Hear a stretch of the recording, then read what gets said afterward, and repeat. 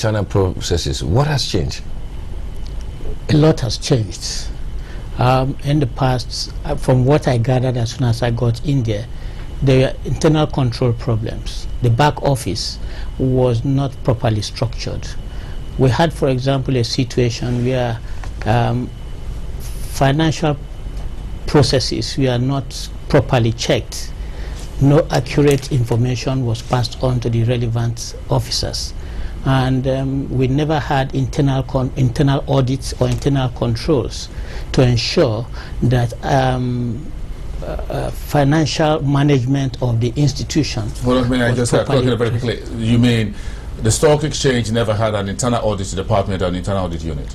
Never had one until recently, until I came into office. That is quite curious. We have often used the SEC audit inspection report as a basis for measuring if that was true, not having access to the internal information from the NSA. And the last audit report read suggested that the internal controls within the NSA was up to standard, and that was from SEC itself. And that would be a major discovery, therefore, to the market. Well, you know, I'm an auditor. Okay. And I have audited a lot of entities, and I know when internal controls are optimal. Okay. What we had when I came in place, we are a shade of what internal control processes should be for an entity like the stock exchange. The first question, do they have an internal auditor? They had none, but we now have an internal audit department, and we have an internal auditor, and I'm working with them to ensure that we streamline and put in place a good internal audit plan that will take care of all processes in every department of the exchange. There's this argument that there's only one of such institution called the Nigerian Stock Exchange. Not only is it a not-for-profit, limited by guarantee, and as such that it is unique. To the extent that it is unique, it does not absolve it of the fact of not having internal controls, as all organizations should. What else is unique about the Nigerian Stock Exchange compared to other organizations? Well, like you rightly said, the internal exchange control is unique. It's an entity of its own in market space as it is. And therefore, you expect that the controls or processes should also be unique to the exchange control. But however, when it comes to financial management, there is no specific controls or financial management that should be specific to an entity. Financial management and control are universal, and you have global standards of what you expect in a financial institution. And I think that was not really there. And that is what we are fixing and making sure that going into the future, if those controls as we are now established are kept, are sustained, there will be no such things like we now discovered after we came into office. Let's now move on, talk about the internal restructuring, not just in terms of processes, but because of the human element, the most important element of whatever reform or whatever agenda has been carried out. A number of staff were laid off. And how do you manage to remain in process? We understand that you've done a number of seminars and workshops for the top management, and also got a win that you're drafting a new good corporate governance for top management staff. Bring us up to speed on that.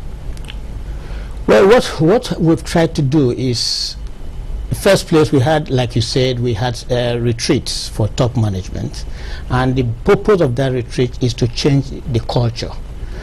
We needed to do a culture change within the organization, and at the end of it all, I must say they were all quite happy. What culture did you meet on ground on the 5th of August? The culture of free, laissez-faire attitude, and a culture of non-control of cash management. And I must say that this was not the fault of the staff that are on ground, because probably some of them never knew anything better. So what we're trying to do, therefore, is to ensure that we change that culture. And also we've now put in place a code of corporate governance. We are also putting in place a code of conduct which every staff has to sign, and they will be held onto. And I think with that, the culture will be changing gradually within the organization. Femi, I'm sure you got a question there. Since we're looking at the 100 days, my concern is to take the interim administrator back to day one. On day one, what were your expectations in terms of your deliverables? And in looking back at the 100 days, why is the internal issue such of much significance than what I would call market process issues? Is there a nexus between the two? Well, you see, the exchange, what were my expectations? When I got it, I had no expectations, really, because I was not really prepared for the job. I was informed a few days before that they needed me to come and help fix the exchange. There are allegations and counter-allegations, and all these we are directed towards financial mismanagement and things. So when I went in, the first thing was to look at what are the controls in place. Why should there be a financial mismanagement? Okay. So so those controls are what I was looking at. And if you cast your mind back, my first address to staff, I told them, look, the front office, which is the market, is an area we will address later, but we need to address the back office and see why we have this financial mismanagement. Why do we have this clash amongst the council and the management? So that was why I really concentrated on that, to look at the back office, because if we take care of the back office, then the front office can then be managed, because those are external people you'll be dealing with. Internally, we must make sure we put our house in order before we go out. Yeah, you take it that from those allegations and those statements made by Aruma Ote at the press briefing back there. But we'll revisit the August 5. Femi will revisit the August 5 a little bit more properly moving forward. But one of the things you need to do with the back office of the NSC itself is not just about the people, and one of those things is also has to do a little bit with the trading platform. Most significantly, the trading platform. Well, the trading platform, the process had been on even before we came in, of trying to replace the trading platform. You recall that on August the 5th itself, there was a breakdown in the trading platform for a few hours, which was very disturbing. And the information we had was that there was no coupling between the exchange technology and the CSCS, and that was why there was that breakdown. Well, that was put in place, but thereafter we had the information also. Well, from my review of all the documentation, it became clear to me that we needed to fix the trading platform, because we are told that by December 2011, the trading platform will no longer be maintained by NASDAQ, the suppliers of that technology. And so we needed to start to speed up or fast track the process. Like I said, the process was already on before we came in, but we needed to just fast track it. And I must say, we've really moved fast. We are getting to a point where council may take a final decision as to which of the trading platform will be installed as soon as possible. Okay, Femi, you got any question for this before we go on a break?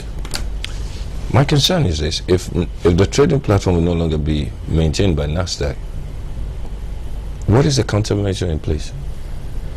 There will not be, well, the trading platform will not be maintained by NASDAQ, but because the technology is being replaced by their own. By their own. They will be replacing that technology. So we need to upgrade our own platform to the new. Are they making that technology available to us? Yes, absolutely.